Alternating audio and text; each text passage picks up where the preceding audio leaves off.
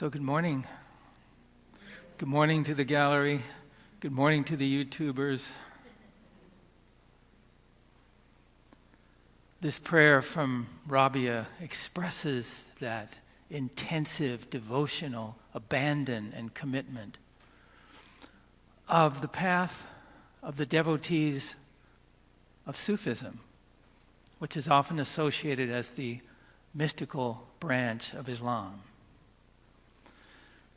And today's talk is going to be about Sufism and the lovers of God, Sufism and Islam, in part because, as Randy announced, next week we will have here Imam Jamal Rahman, who is a Muslim, and he will be with us a week from today.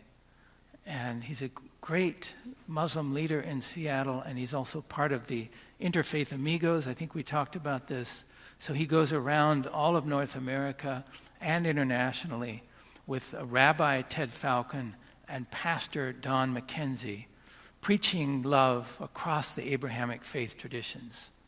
So you'll love Jamal, and he embodies the very spirit of this Sufi path of Islam. So, why do we explore these other religions? What is our purpose in doing this? Well, first of all, unity upholds the truth of all religions.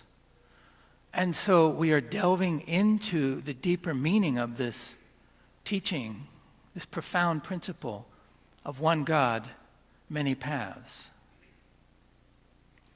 Secondly, as Thomas Keating said so beautifully, it's not enough to just respect the other religions and listen patiently to their teachings. We must enter into them enough to experience the presence of the sacred in these other traditions. And so this is something that Cynthia and I certainly have aspired to do in our own little way. In the case of Islam, we are not Muslims in any way, but we feel like non-denominational Sufis, if you will. Because Sufism is really the path of the heart. And it's in the path of the heart where the devotional paths across the traditions meet. And lastly, if we take seriously the second commandment, in the time of Jesus, love thy neighbor as thyself, certainly meant the other people in your village and maybe the people in the next village. But today, the next village are other countries because the world has shrunk. Our neighbors are the people of other faith traditions, which in previous times one might never even hear about.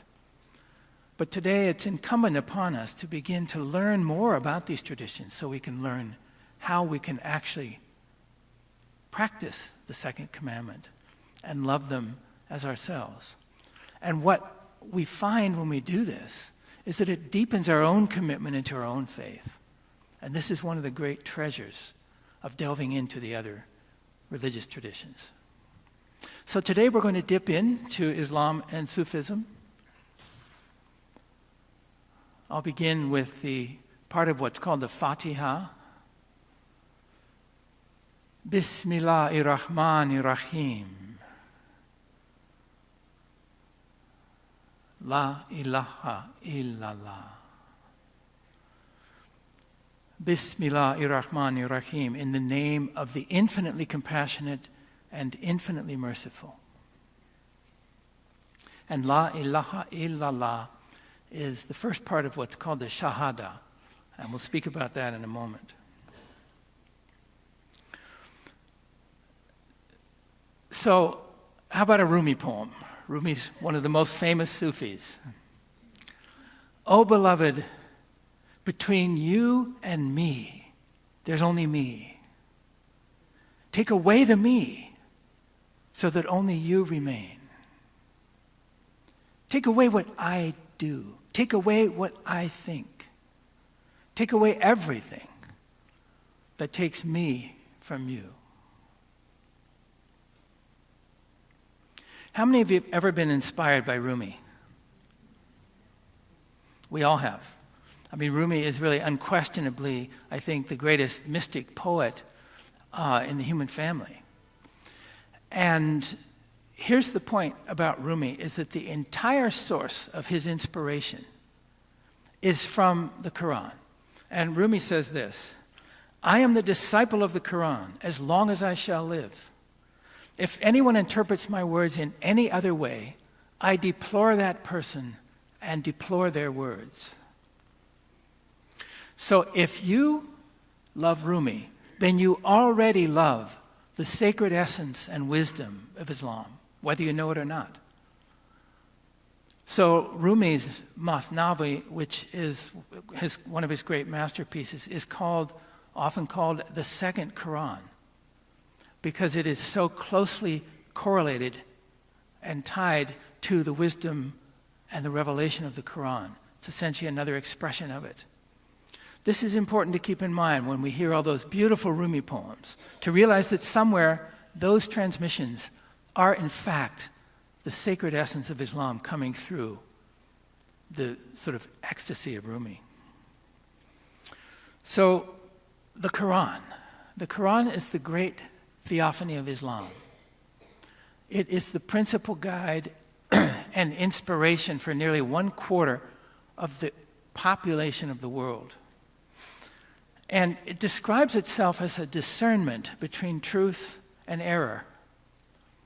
And the Qur'an was revealed to the Prophet Muhammad through the angel Gabriel in words. And when Muhammad got it, he said, I'm unlettered, I can't even write this down. So the whole thing was actually written down by others. But it came to Muhammad in recitations.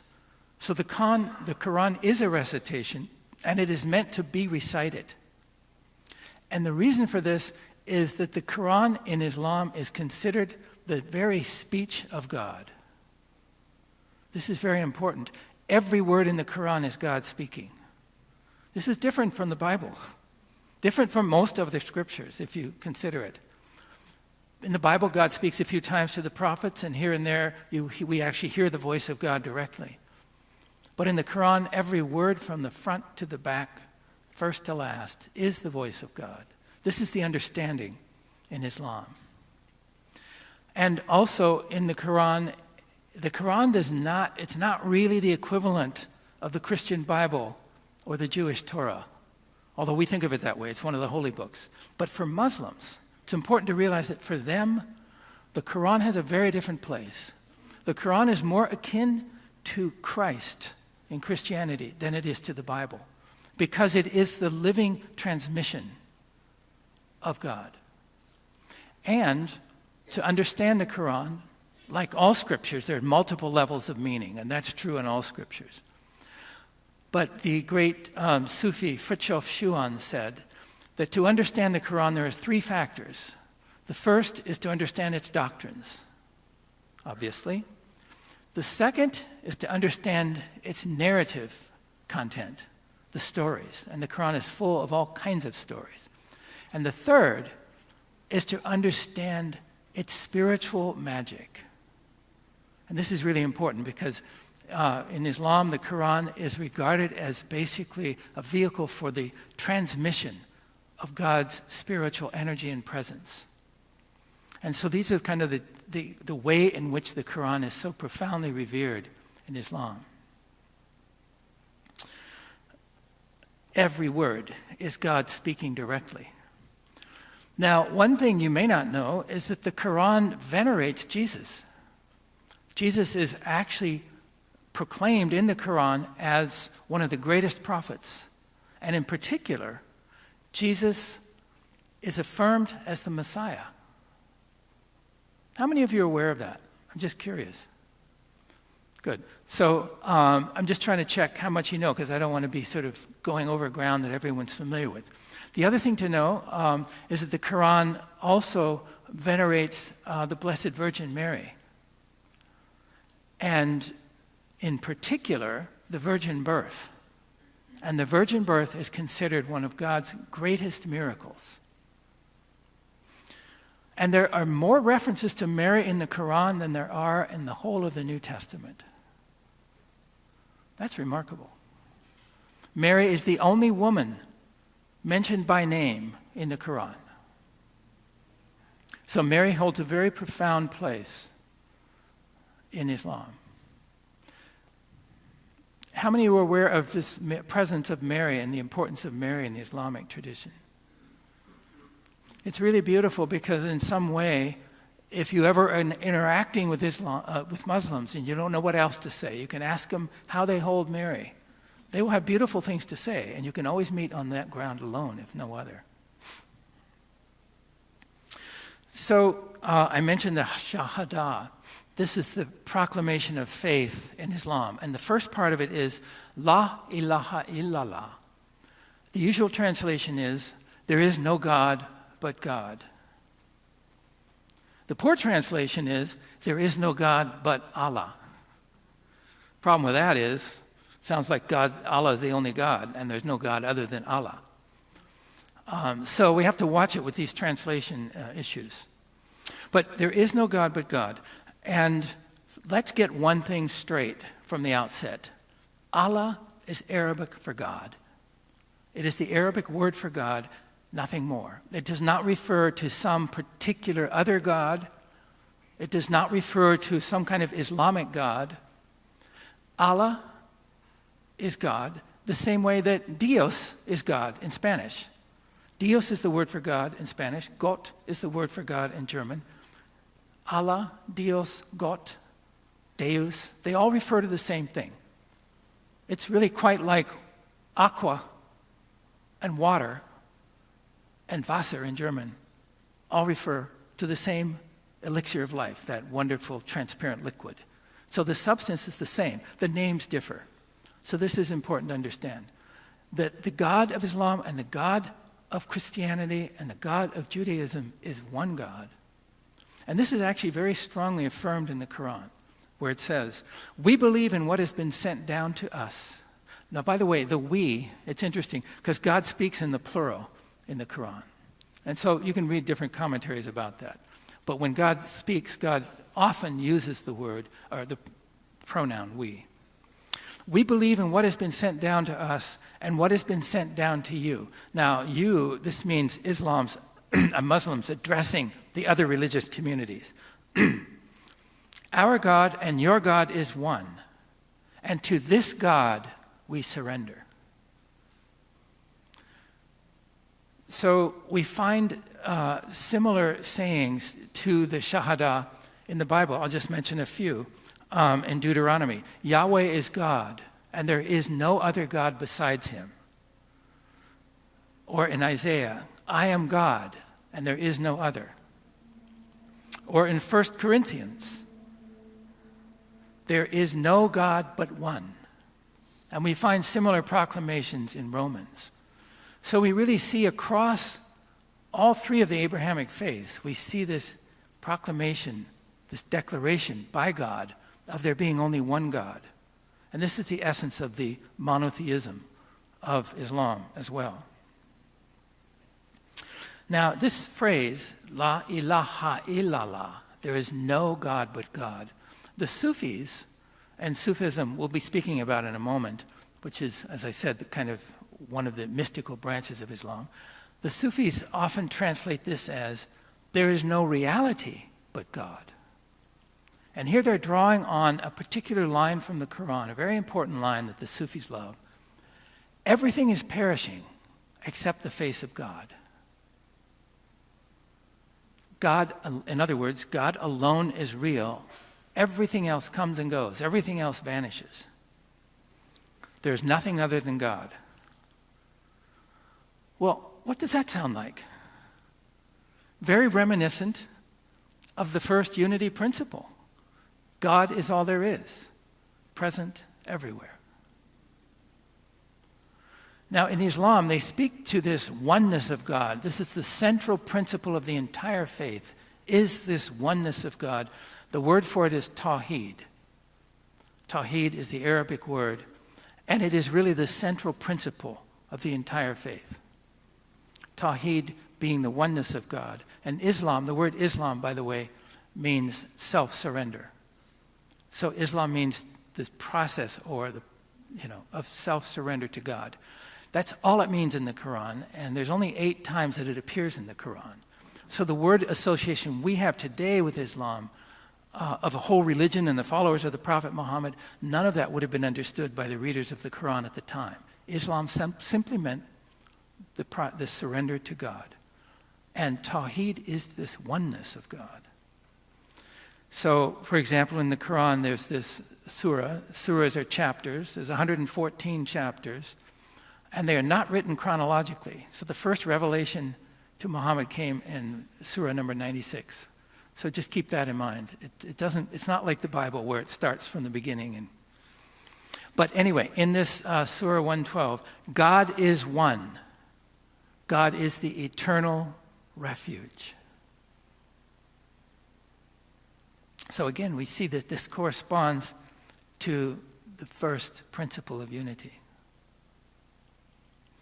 So, Tawheed means not just the oneness of God. It has a kind of a deeper meaning. It means the very process by which we are transformed into realizing this oneness. So Tawheed is, although it's a noun, it refers to the actual living process of transformation that takes place in the heart of the devotee as we give ourselves to God. Now, how do we realize this oneness? So I'd like to tell you a story, personal story. When I was probably about 30 years ago, and at that time I was doing quite a number of Vipassana retreats, 10-day silent Buddhist meditation retreats, which I highly recommend. I still do them occasionally. I do 10-day retreats, not usually Vipassana. But at that time, I was in a Vipassana retreat, and I think it was either with Jack Kornfield, who you may know is one of the major Western Buddhist teachers, or Christopher Titmuss, who's one of the British. I can't remember which one was leading the retreat. But on about day 7 or 8, I got into this place that happens in these deep retreats where one goes into the very depths of the stillness of the mind. The mind finally settles down. Thought being like the waves of the ocean, always moving around. And when the mind settles, the metaphor that's often used is it becomes like a clear lake in the early morning, in the very early morning, where there's not a single wave on the lake. And what happens then? If you look into the lake, you see the heavens reflected there. So the lake becomes a vehicle for reflecting the higher worlds. Precisely the same happens with the mind. When the mind is fully stilled, there is a reflection of the heavens, of the higher spiritual realities. And they come in very subtle ways. And in this particular case, I was in that space. And it was a space that I'd happened before. I knew the space. I mean, I had experienced it before in other retreats. So it wasn't new, although it was very beautiful. And when it happens, you don't want to leave. You just stay there. And I was feeling this exquisite stillness and the intimacy of this stillness with this presence. But on this particular occasion, what happened was that presence very subtly morphed its quality from this pure, intimate stillness into this very exquisitely beautiful, loving quality. And this presence of love began to infuse me, every fiber of my being, everything around me. It had a very, very faint sort of, as I'm remembering it, a kind of magnificent, luminescent pink quality. But it's not something I was seeing with my eyes. My eyes were closed, and I was just feeling it. And it just took over, and it just poured through me and was all around me. It suffused me. And of course, I just basked in it. I reveled in it. I mean, who wouldn't? It was magnificent. But it had a different quality from the earlier presence because there was a sense of a being there. There was some being there, some other being who was pouring this love into me. So I was sitting there meditating and I was being loved in this incredibly powerful, powerful way. And so at one point, I just had to ask. I said, inwardly, speaking silently, I said, "Who art thou?" And of course, the thou just came automatically. This being was so exalted and so profound, I couldn't do otherwise than use that kind of formal language. So I said, "Who art thou?" And immediately the answer, I heard these words spoken in my mind, and I knew they weren't mine. I would never have said this. The reply came, "I am thou." And in that moment, I just melted. This subtle, thin membrane, like a soap bubble of boundary between I and this being dissolved. And for those next few moments, I was that love. I was nothing other than that love. That love was me. There was no boundary whatsoever. That was a glimpse experience of, at least in my interpretation and in my understanding, of the whole meaning of this process of realization that Tawheed refers to. And I'm sure you've all had moments when that love takes you over to where you are nothing but love. So that actually led me to explore more deeply Christian contemplative prayer and Sufism, which began a long journey, which I won't go into now. But because I felt there's something so essential to this power of love that's experienced differently than I had been experiencing in the Vipassana meditation. So what are Sufis? Sufis are lovers of God. The lovers of God have no religion but God alone. That's a line from Rumi. That's very beautiful. And the practice, the Sufi practice, is what they call polishing the mirror of the heart. And that's done through different types of practices. And by the way, we'll be delving into these things much more deeply in the course, as well as going into some of the other religions, particularly Hinduism and Christian mysticism, and then linking it all together with science.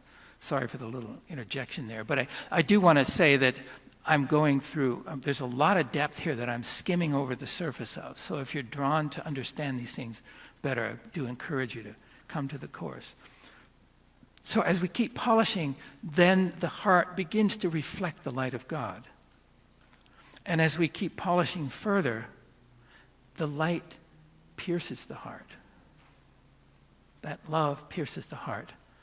And as Rumi says so beautifully, love pierces the heart of every lover. Blood flows, but the wound is invisible.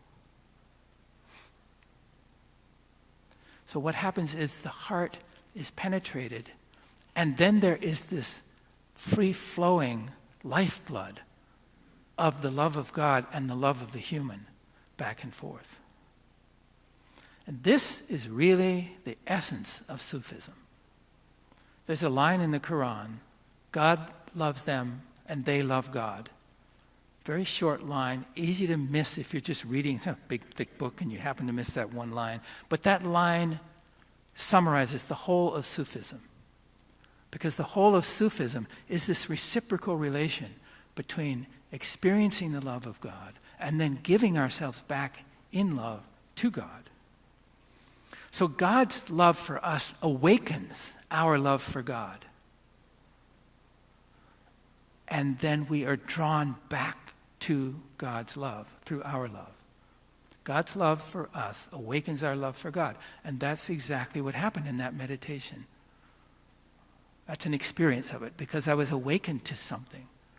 I was being more in the Buddhist understanding of pure meditation, and something happened, and I was filled with devotional intensity that in some ways has never left. Actually, it was always there. I just hadn't connected to it quite in that way.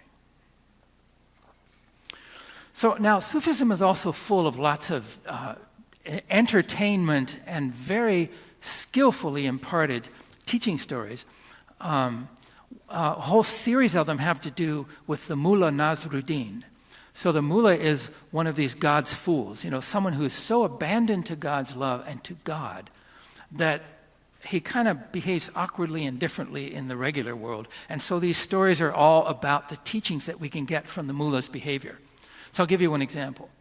So because the Mullah was so devout, every morning he got up very early And he would walk from his home to the mosque, and he had to go through the streets and cross the town square and go to the mosque so that he could be in the mosque to pray and start his prayers promptly at 4 a.m.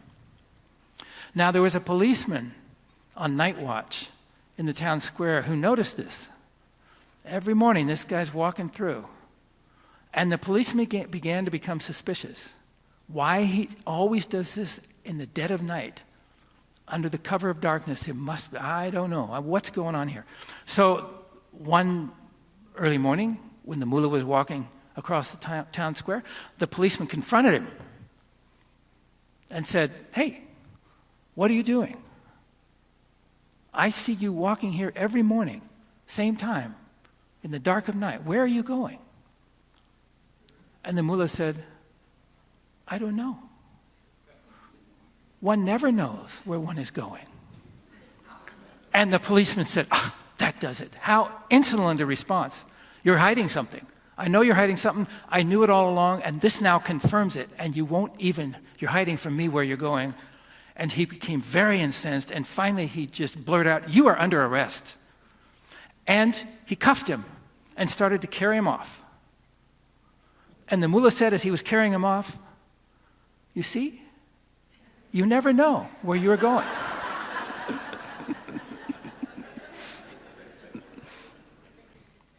Now, the other thing I want to speak about is, we talked about Tawheed. There's another key principle in Islam.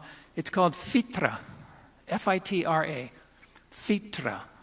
Tawheed, by the way, is T-A-W-H-I-D. So fitra is the essential nature of the human being. It's the very essence of the human being. And in Islam, that essence is inherently good. What does this sound like? Another principle coming along. Number 2. You're right. Fitra is the equivalent of the Christ nature, if you will, as Charles Fillmore called it, the Buddha nature, as it's called in Buddhism, this inherent spiritual goodness in the depth of every human soul. So, the second unity principle, we are made in the image of God. Therefore, human nature is inherently good. So we see here something very remarkable. 2 of the key principles of Islam, Tawheed and Fitra, correspond directly to the first and second principles of Islam. Now, notice I did not say they are the same. And I want to just bring a caution in here. As we explore these different religious traditions, that we not make a facile equivalence where we should not. The technical term for this is that Tawheed and oneness and unity. Tawheed is really unity in Islam. Those are homeomorphic equivalents. Fitra and the Christ nature are homeomorphic equivalents. Now, that's a very fancy technical term, but the reason they use this term is what they're saying is that they are sacred forms that have appeared in different revelations, but they somehow reveal something foundational about spiritual reality. And in this way, we are honoring the differences of the religions, all of which are vehicles to realize that one essence. But it's very important to give each particular revelation its own uniqueness, to honor that, to not try to dissolve that. That's part of the richness. That's the part of the richness of humanity. Yes, we all have similar bodies. We all have similar forms. And in this room, we have, most of us, similar cultural formation. But each one of us is unique. We don't want to all be dissolved into just one prototype human. Similar with these principles. So the Islamic revelation is a unique revelation from God given to a particular people in a particular time and place, as are the other traditions. So I just want to have us hold that awareness of each religion as a sacred world unto itself. Nevertheless, as we said last week, that which unites the religions is far more profound than that which differentiates them. And Tawheed and Fitra is one of those two of those uniting principles, corresponding to the first and second unity principles. Now, there's another line in the Qur'an that's very beautiful, and I want to just share it with you and unpack it here.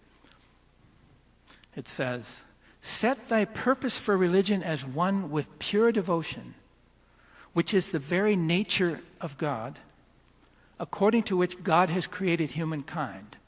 And when they say pure devotion, which is the very nature of God, the Arabic word for nature there is fitra.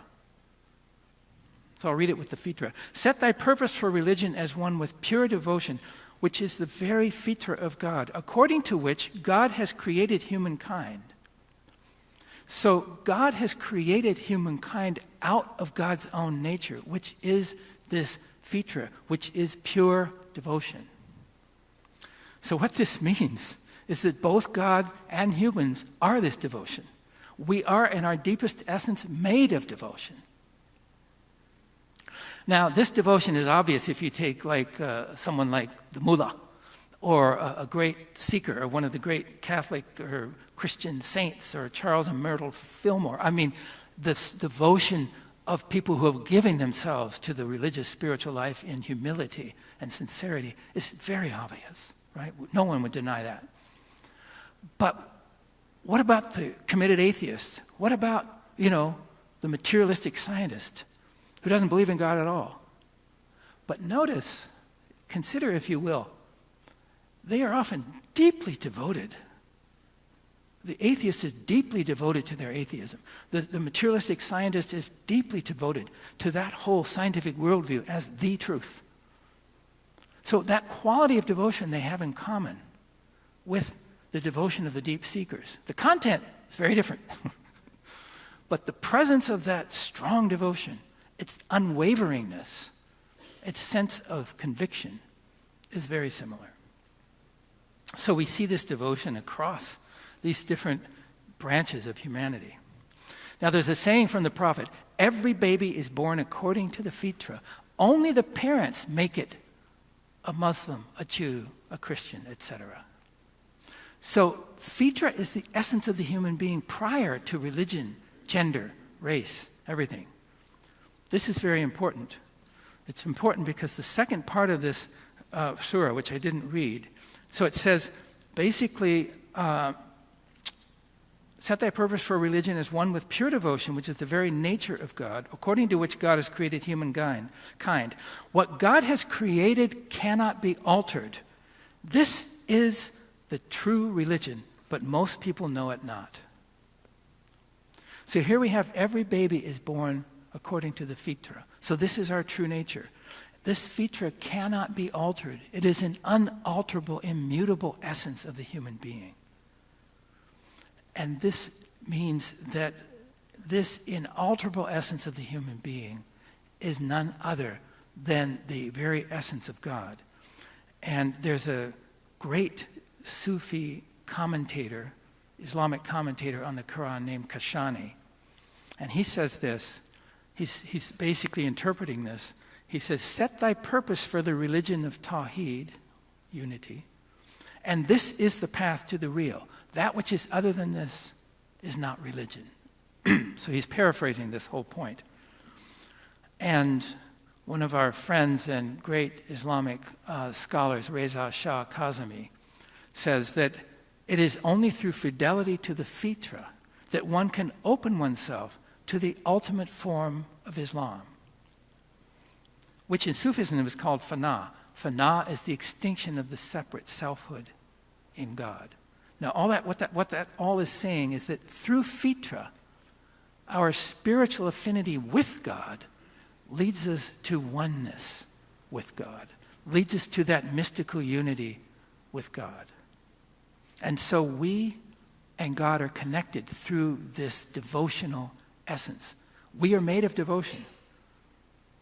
And in this way, our very soul becomes divinized. This is all summarized in this wonderful hadith. Hadith means a saying of the prophet, but what it is it's God speaking through the prophet. So this is the voice of God speaking. And it says, heaven and earth are too small to contain me, but I fit easily inside the heart of my beloved disciple. And my disciple never ceases to draw nigh unto me through acts of devotion. And when I love him or her, I become the eyes with which he or she sees. I become the ears with which she hears. I become the feet with which he walks. So this is the essence of the process. Because we have this divine devotional nature in our own depths of being, that as we bring that and give that to God, God then comes down and takes over and takes up residence in us with God's devotional fitra. And it fills our very being to where God becomes us. So in closing, the Saint Rabia that we referred to earlier, that Cynthia's prayer and my prayer at the beginning were about, she was once asked, how is it that you came to such a deep intimacy with God? And she said, by constantly saying to God, I take refuge in you from everything that inhibits me from you and from everything that hinders me from you. So I invite you to just close your eyes for a moment. And let's just come into prayer, feeling the presence of God for a moment. And just ask yourself this simple question. Rabia developed this intimacy of God by taking refuge in God from everything that hindered and everything that distracted. So ask yourself, how am I hindered from God? How am I distracted from God? And just notice what comes up. Please, without judgment. This is the nature of the human condition. We are all distracted. We all have hindrances of one kind or another. The point is to simply notice with that mirror of the heart, the absolute reflection of the highest truth. How am I distracted from God? How am I hindered from God? And just noticing without judgment, then take this refuge. I take refuge in you, God, from this distraction. I take refuge in you, God, from this hindrance. I take refuge in God.